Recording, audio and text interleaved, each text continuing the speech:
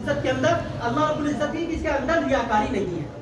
آپ ساری عبادتیں اٹھا کر دیکھ لیجئے, ساری عبادت اٹھا لیجئے, نماز اٹھا لیجئے, نماز پڑھ رہا ہے, صرف اللہ رب العزت جانتا ہے کہ یہ نماز میرے لیے پڑھ رہا ہے یا لوگوں کے لیے پڑھ رہا ہے یا ریاکاری کر رہا ہے, دکھاوا کر رہا ہے, یہ کس کے لیے نماز پڑھ رہا ہے, یہ صرف اللہ رب العزت جانتا ہے. اگر آپ ایسے ہی زکوٰۃ کو دیکھیں گے, انسان زکوٰۃ دیتا ہے, زکوٰۃ بھی فرض ہے, روزہ بھی فرض ہے, حج بھی فرض ہے, نماز بھی فرض ہے, جیسے یہ تمام چیزیں فرض ہیں تو ہر چیز کے اندر ریاکاری ہو سکتی ہے, لیکن روزے کے اندر ریاکاری نہیں ہو سکتی. انسان زکوٰۃ دے رہا ہے, پیسہ دے رہا ہے, اس کے دل کے اندر کیا نیت ہے اللہ رب العزت جانتا ہے, اس کے اندر کیا ریاکاری ہے, کس نیت سے دینا ہے صرف اللہ کو پتا ہے. تو میرے بھائی اور دوستو, ایسے انسان حج کرنے کے لیے جا رہا ہے, لیکن اس کو اللہ رب العزت جانتا ہے کہ اس کا حج قبول ہوا یا نہیں ہوا.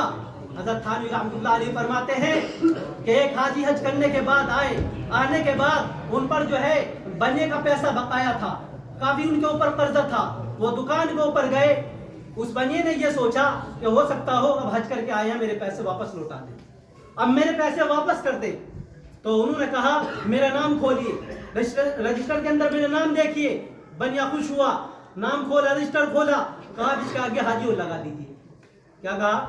حاجی اور لگا دیجیے. اب میں حاجی اور بن گیا. بنے نے کہا میں تو سوچا شاید آپ پیسے جمع کرو گے. بیچارہ پھر ایسے بیٹھ گیا خاموش ہو کر. تو میں بتلانا یہ چاہتا ہوں, اگر حاجی حج کر کے آ رہے ہیں تو حاجی لگاؤ, حاجی کہو انہیں, حاجی لگنا ضروری ہے. تو میرے بھائی اور دوستو, حج میں اصل تقوی ہے.